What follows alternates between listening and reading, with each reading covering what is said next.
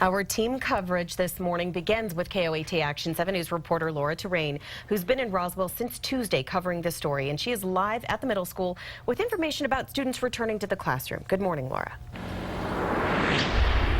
Good morning, Marissa and Todd. And as you said, this opening comes less than 48 hours after a student, police say, walked into the gymnasium and opened fire, injuring two students, one of them critically. Now, Action 7 News has spoken to therapists and parents who say this reopening just 2 days later is just too soon for many of the students who witnessed the shooting. One therapist said that parents should keep a lookout for signs that their student is not ready to return. Another good way to determine whether or not to allow their child to return is to accompany them tomorrow morning and go to the school, walk their child up to the school building and get a feel and a sense to see how the other children are managing and their child themselves. And if they have a really good sense as a parent that their child is able to handle it emotionally, then allow the child. Now, the superintendent of Roswell Schools does tell us that all of the teachers here at the middle school have been trained over the last day to counsel students, especially in post-traumatic stress. We'll have more on that coming up.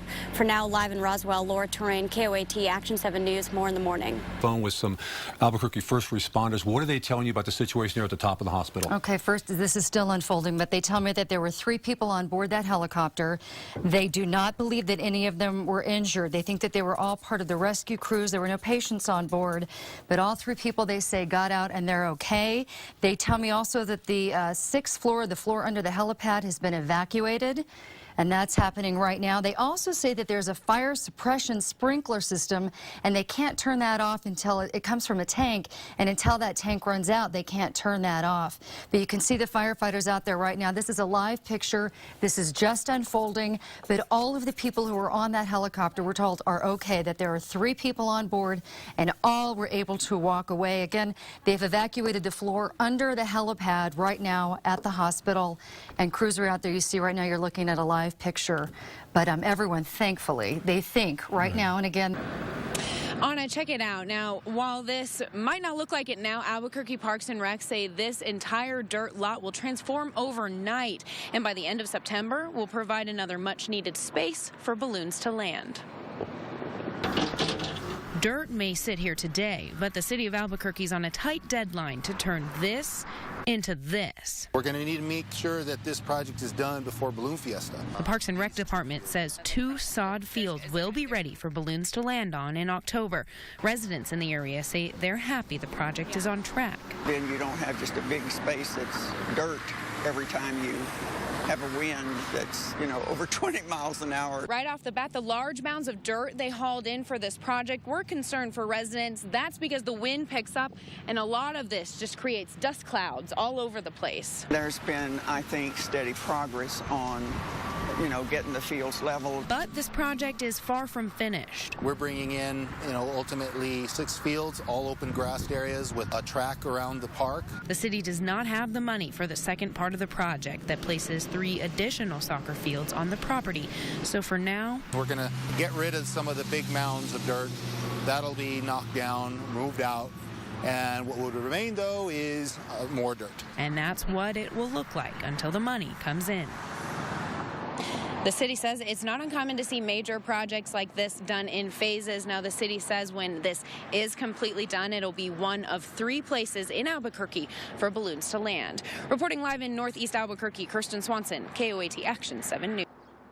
It began with a mass in Albuquerque. 93-year-old Chester Nez's family carried his casket out of the church, and Marines covered it with an American flag.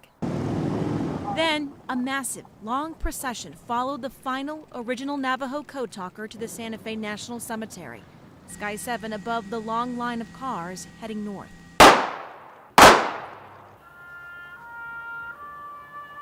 Hundreds came from all over the country, a symbol of what this war hero meant to many. Simplify. All the people that came from out of town, the military, the generals, and everybody that was here to help my father and to be with him, I thank you very much. Chester Nez and 28 others developed a code based on the Navajo language that stumped the Japanese during World War II. It's credited for eventually helping us win the battle. One of our warriors have gone back to the Lord. Every time we lose one of them, the nation saddens. He was our #1 hero with our own group, a great warrior. He was a good man and a good friend. Every day we lose a code talker, we're losing a lot of legacy and just another one of our heroes. Heroes who were young Navajo men recruited to see if their language could help in the war, and it did. I know my father will be watching over all of us and all the other code talkers because, like I said, I know that they're all together now, all 29.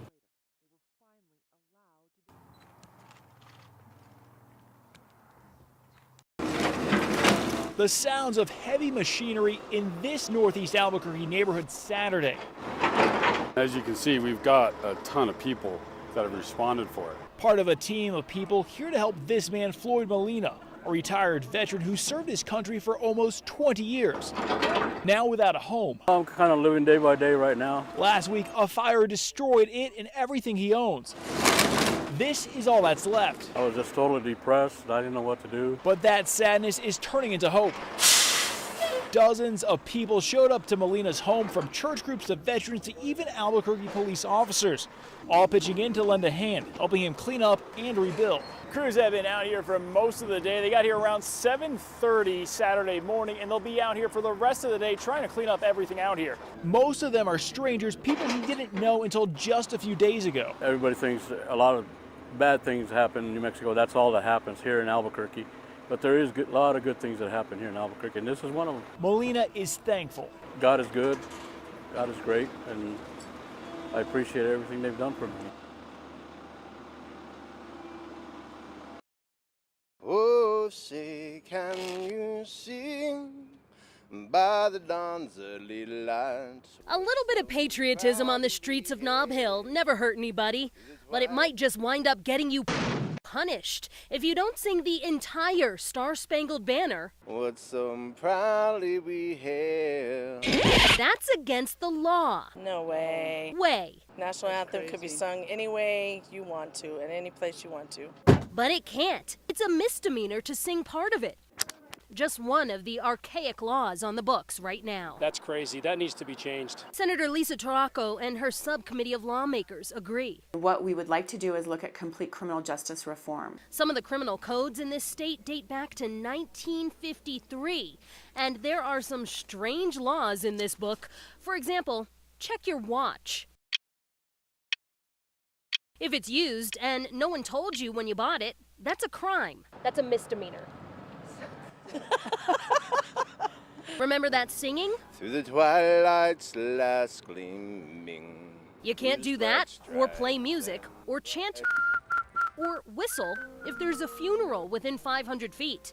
We also have some odd voting laws. According to this copy of the state constitution we found right on a state website, you can't vote if you're an idiot.